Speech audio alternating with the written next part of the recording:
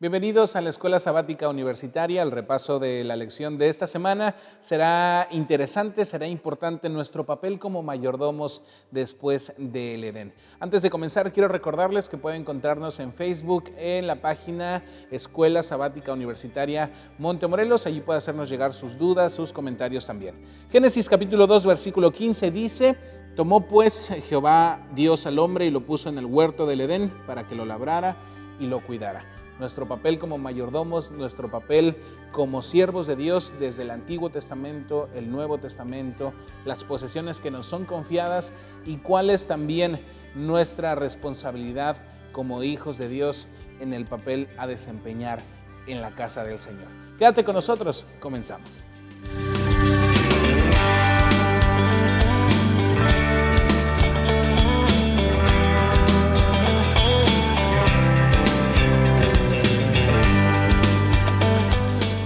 Gracias por continuar con nosotros. También están con nosotros algunos amigos de la universidad y me gustaría que se presentaran para que los pudieran conocer. Claro que sí. Mi nombre es Abraham Martínez, soy estudiante de teología y soy originario de la ciudad de Tijuana. Bien, gracias, bienvenido. Hola, Gracias. Bueno, me llamo Daniela Cedas Fernández, estudio nutrición y soy de Veracruz, Puerto. Bienvenida, Daniela. Gracias. Mi nombre es Gerson Escobedo, estudio teología y soy de Chetumal, Quintana Roo.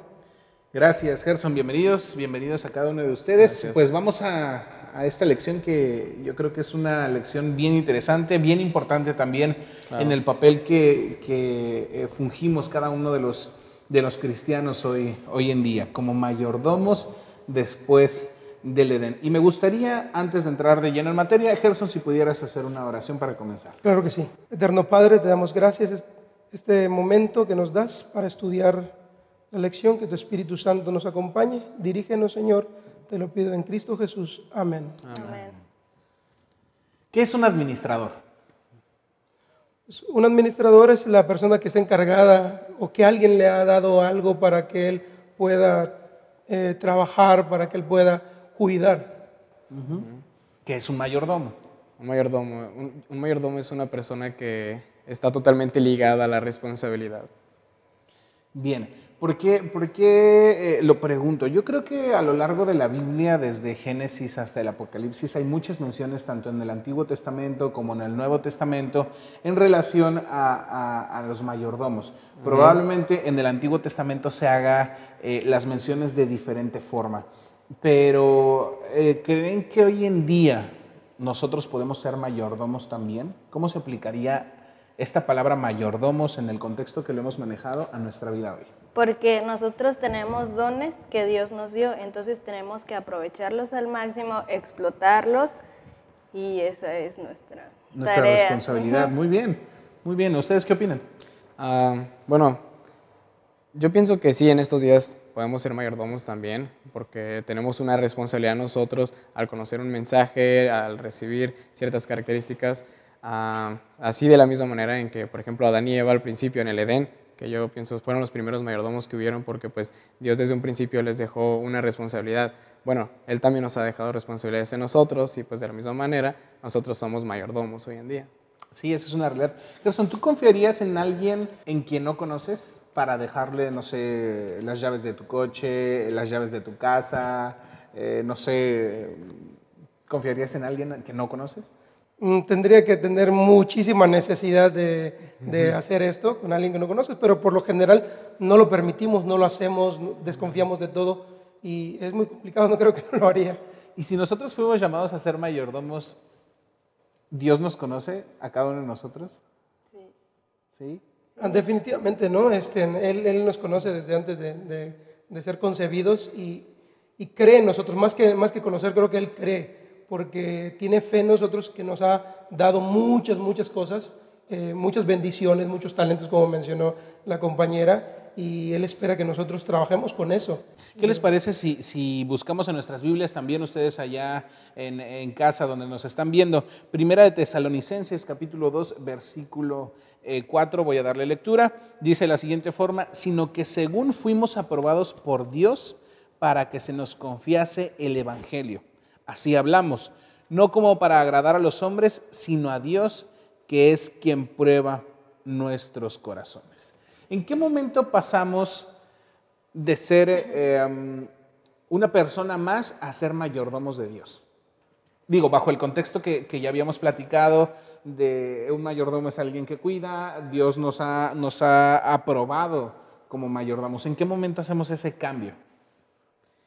Yo pienso que nosotros recibimos ese cambio al momento de conocer, la verdad, al momento de conocer el mensaje, porque al momento de conocerlo nosotros tenemos una responsabilidad, además de que Dios nos ha dado dones que nosotros tenemos que cuidarlos, administrarlos y pues hacer con ellos lo mejor.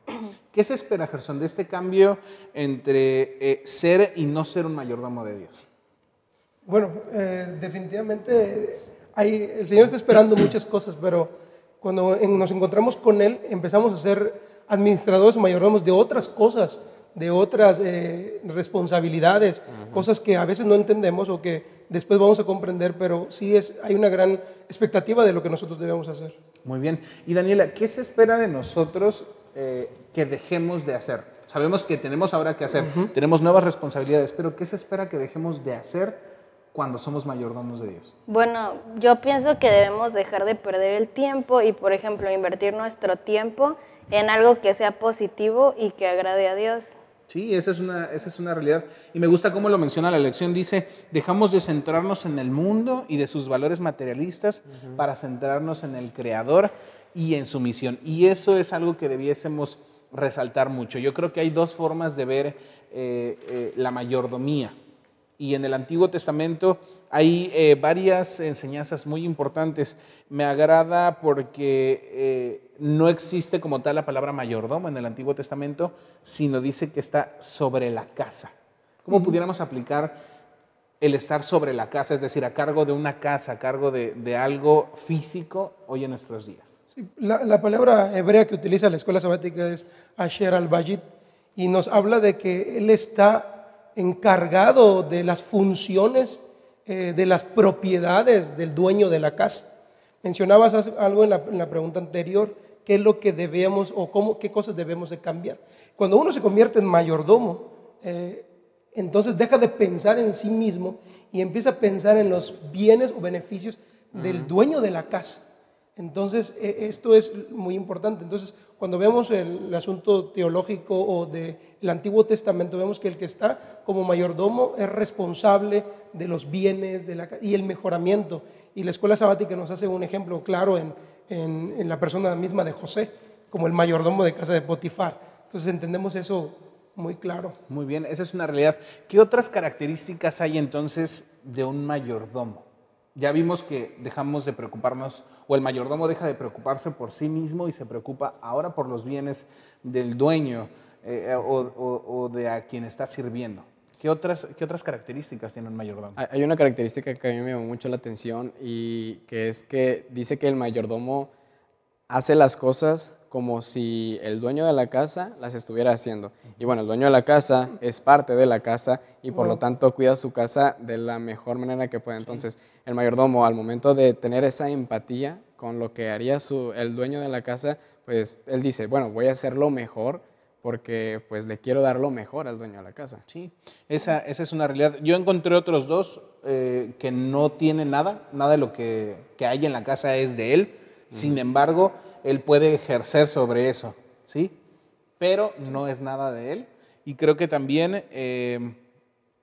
no puede hacer uso personal de las cosas que están en la casa. Si bien puede ejercer sobre de ellas, pero no puede hacer uso personal de eso. En algún momento, Daniela, caemos nosotros como cristianos y sabedores de que somos mayordomos de Dios en hacer uso personal de algunas cosas que le pertenecen a Dios. Sí. ¿Sí? Sí. ¿Cómo cuál te has topado tú que hayas visto en algún momento? O alguno de ustedes también que haya notado algo. Pues, muchas veces con nuestros talentos. ¿Sí? Dios nos ha provisto de estos talentos y somos mayordomos de los talentos, como mencionaba. Y a veces, bueno, no creo que solo a veces, sino muchas veces, estos talentos los ponemos al servicio de otro amo. Y esto es muy importante y lo que estamos estudiando, ¿no? Y me gustaría que fuéramos más allá. ¿A qué te refieres con otro amo? Sí, realmente o amas a uno, amas al Señor o amas al enemigo del Señor. Y entonces cuando uno se hace siervo de alguien, cuando le obedece, y a veces utilizamos lo que tenemos, nuestros propios recursos, nuestras inversiones, que también son las cosas que el Señor nos ha puesto como mayordomos de nuestras finanzas. A veces utilizamos o granjeamos cosas para nosotros mismos y dejamos de hacer la obra que el mayordomo debe hacer con las cosas que no son suyas. Sí, bueno, eso es lo que vemos o lo que nos enseña, lo que nos muestra el Antiguo Testamento acerca de un mayordomo. Es alguien que está sobre una casa, que ejerce los bienes de la casa, que cuida como si fueran sus pertenencias propias, pero no hace uso de ellas. ¿Qué nos enseña ahora entonces el Nuevo Testamento al respecto de un mayordomo? Yo estaba checando y encontré algo bien importante, que es un mayordomo da una rendición de cuentas y de expectativas. De hecho, me llamó la atención que se puede hacer como que una sumatoria de los factores que encontramos sobre la definición entre el Nuevo Testamento, entre el Antiguo Testamento y entre la definición de lo que es un mayordomo. Por ejemplo, dice el Nuevo Testamento que es una persona que da rendición de cuentas y expectativas, en el Antiguo Testamento que es el dominio de Dios al definirnos como sus propios mayordomos, pero la definición de un mayordomo es una persona que administra. Bueno, si sumamos todo esto, lo del Nuevo Testamento, más el Antiguo Testamento, más lo que es un mayordomo, ahora poniéndolo como un mayordomo de Dios, da un resultado grandísimo. Sí, esa es una realidad. Yo creo que el Nuevo Testamento nos lleva más allá de la administración doméstica que nos mencionaba el Antiguo Testamento. Es como si Dios colocara mayor confianza sobre nosotros y mayor peso, como mencionabas hace un rato, ya que le conocemos y que sabemos cómo va a reaccionar el amo de la casa, nos otorga todavía mucho más confianza. ¿Qué otras lecciones podemos encontrar en el Nuevo Testamento sobre un mayordomo? Un mayordomo acepta que las cosas que le encargaron no son de él. Entonces, nada de lo que tenemos en esta tierra es nuestro. Y tenemos que también, cada vez que vayamos a explotar alguna cosa, un don o un talento, pensar de que si a Dios le agradaría tal cosa o no. ¿Sí me explico en ese sentido? ¿Y hay alguna contraparte, Gerson, entre un mayordomo que hace las cosas bien y uno que no? No, definitivamente. Vemos repetidamente tanto en el Antiguo Testamento como en el Nuevo Testamento que los mayordomos que cumplen su función tienen bendiciones, se multiplican sus bienes, son reconocidos. En el caso del Antiguo Testamento vemos la historia que está en Isaías, que nos menciona que este mayordomo que fue dejado tuvo un fin terrible. Y también vemos en el Nuevo Testamento que los mayordomos fieles tendrán su recompensa al final en las diferentes perspectivas que muestra Jesucristo. Esa es una realidad. ¿Qué les parece entonces si vamos a una pausa y queremos dejarles también una pregunta importante para cada uno de ustedes que vamos a responder al regresar de este breve corto? La pregunta es la siguiente: ¿de qué modo podemos aprender mejor el importante concepto de que en realidad somos mayordomos de lo que poseemos en nuestra vida? No es nuestro, solo somos mayordomos. Vamos a la breve pausa.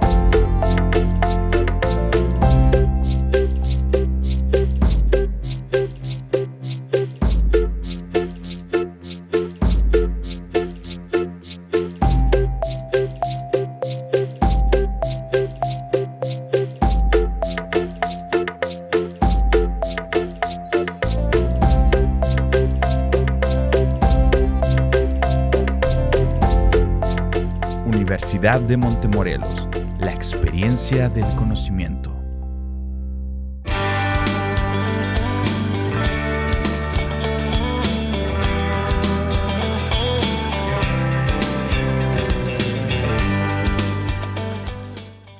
Gracias por continuar con nosotros. Hace un momento antes de la pausa habíamos lanzado una pregunta, muchachos, y la pregunta es: ¿de qué modo podemos aprender mejor el importante concepto de que en realidad somos mayordomos de lo que tenemos en esta vida? ¿Cómo podemos aprenderlo de mejor manera? Bueno, yo creo que cuando lo ponemos en la práctica, yo recuerdo que muchas veces me ha tocado rentar en algunas casas que ya están amuebladas. Y cuando tú llegas a una casa que ya está amueblada, tú sabes que al final, cuando te salgas de esa casa, lo que tú rompas, la pintura que se desgaste o algo que ya no esté en la casa, lo vas a pagar. Entonces nosotros tenemos que saber y aprenderlo de esa manera, que al final va a haber un cobro o va a haber alguien que te demande lo que te dio. Bien. Como estaba diciendo Gerson, de que cuando rentamos una casa tenemos una responsabilidad de responder por lo que se nos prestó por un momento. Es igual con nuestras cosas espirituales. Sí, esa es una realidad. ¿Han pensado en lo siguiente, siguiendo el ejemplo de Gerson? Para que tú puedas llegar a rentar ese lugar, tienes que conocer al dueño del lugar. ¿Me explico? Y para que el dueño te diga, esto hay que pagarlo si se rompe, hay que entablar una relación, una conversación con él. Claro. Y yo creo que ese es el mejor modo de poder aprender que las cosas que tenemos no son nuestras. Una relación con el dueño de las cosas. Y eso es realmente lo que nosotros vamos a poder aprender. El asunto, yo creo que Pablo menciona en Colosenses, en un momentito me ayudas a leerlo, Colosenses 2, 2 y 3, ustedes en su casa también preparen su Biblia. Pablo habla acerca de los misterios de Dios. Pablo habla acerca de una cosa importante, cómo aprender a cuidar algo que es un misterio, algo que no conocemos. ¿Me ayudas a leerlo? Sí, claro. Dice, para que sean consolados sus corazones unidos en amor, hasta alcanzar todas las riquezas del pleno entendimiento, a fin de conocer el misterio de Dios el Padre y de Cristo, y en quien están escondidos todos los tesoros de la sabiduría y del conocimiento. ¿Qué es un misterio? Vaya, ¿qué es un misterio de Dios? Algo que no comprendemos. Sí, totalmente. Son partes que Dios ha dejado, que Él nos ha dejado en este caso en la Biblia, para que nosotros podamos conocerlos, sin embargo no son de nuestra comprensión. Humanamente nosotros no tenemos comprensión sobre ellos. Eso es una realidad, pero cuando escuchamos la palabra misterio suena como algo tenebroso, algo como oscuro. ¿Por qué Gerson, Pablo utiliza esta palabra misterio? Porque realmente, en la época donde él cita esta palabra, era una época llena de misticismo en esa iglesia, en la iglesia de Colosas. Y él quería tomar ese misticismo que la gente que tenía o que comprendía y decir, hay un misterio mayor que todo esto. Y es el misterio que yo les estoy revelando, que era el misterio de Cristo, el Señor.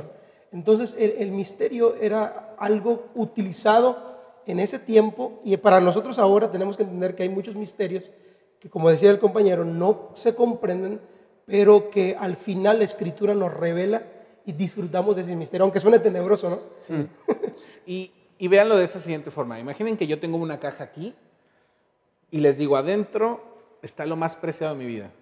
Te lo voy a confiar y tienes que ir con ella a cada lado donde vayas. No te puedes separar de esa caja. Y no sabes qué es porque no te dije. ¿Qué tan complicado es saber qué es lo que estás cuidando? ¿Y qué tanto lo haríamos bien? Bueno, yo primeramente creo que el problema sería no tratar de ver qué hay adentro, ¿no? Sí. Porque si estaríamos ahí metidos con ganas de conocer lo que está adentro primero. Y bueno, a veces cuando nos preocupamos por otras cosas, puede ser que se me pierda tu caja y por favor no me lo des a mí.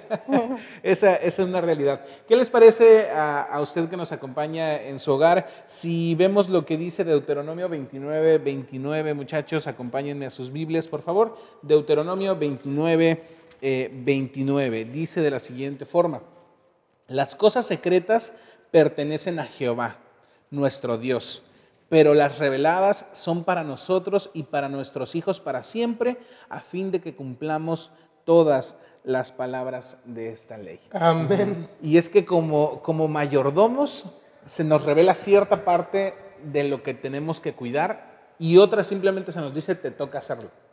En algún momento te voy a decir de qué se trata, pero ahora solamente te toca corresponder a esta parte. Hemos sido llamados a ser mayordomos de cosas que no entendemos completamente. ¿Les ha pasado? Hay ciertas cosas que no entienden acerca de Dios y sin embargo son llamados a proteger, a cuidar, a multiplicar todo eso. Sí, totalmente. pues estamos conscientes que hay muchas cosas que no vamos a comprender y que nosotros estamos encargados de cuidarlos, de administrarlos, y de las mejores maneras en las que nosotros podemos hacerlo es utilizando nuestros dones espirituales, que son muchísimo más importantes que los dones físicos que tenemos. Entonces, me gustaría compartir una cita. Sí, adelante. Que también viene en la lección que está en Efesios 6, y dice de la siguiente manera: por lo tanto, pónganse todos la armadura de Dios, para que cuando llegue el día malo puedan resistir hasta el fin con firmeza. Manténganse firmes, ceñidos con el cinturón de la verdad, que es un don espiritual, protegidos por la coraza de justicia, que es otro don espiritual, y calzados con la disposición de proclamar el evangelio de la paz. Además de todo esto, tomen el escudo de la fe, que es otro don espiritual, con el cual pueden apagar todas las flechas encendidas del maligno. Y pues es la mejor manera en que nosotros podemos cuidar, administrar estos misterios que nosotros tenemos. Esa es una realidad. Hemos sido llamados también a ser mayordomos de una verdad espiritual. ¿Qué verdad? El pronto regreso de Cristo, y también de que al final, como mencionábamos anteriormente, al final va a haber un juicio, va a haber alguien que te demande lo que te pidió o lo que te dio, lo que te entregó. Y lo vemos en el Nuevo Testamento. El Señor otorgó dones y al final unos hicieron con sus talentos, unos lo enterraron, otros hicieron buen uso de eso, y al final va a haber un juicio. Entonces nosotros hay esos misterios que tenemos que decir, que predicar, que compartir. Y yo creo que son de las cosas más importantes que como cristianos debemos mencionar. Sí, y es que es una realidad. Yo creo que el Nuevo Testamento te dice que un mayordomo va más allá solamente de cuidar, sino ahora hay que multiplicar lo que te dio el dueño de la casa, ¿no? O el dueño de X o Y situación.